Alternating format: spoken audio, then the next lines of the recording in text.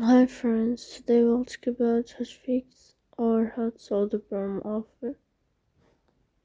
Planner 5D app. You click on settings. Here you can click on apps, default apps, app settings. On above you can search about Planner 5D and you will enter. Then you can click on first step and you can click OK. Here you'll enter to the window of storage.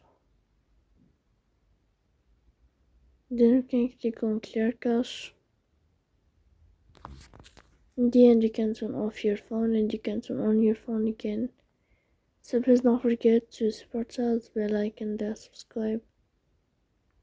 See you next time in another video and thank you for your attention.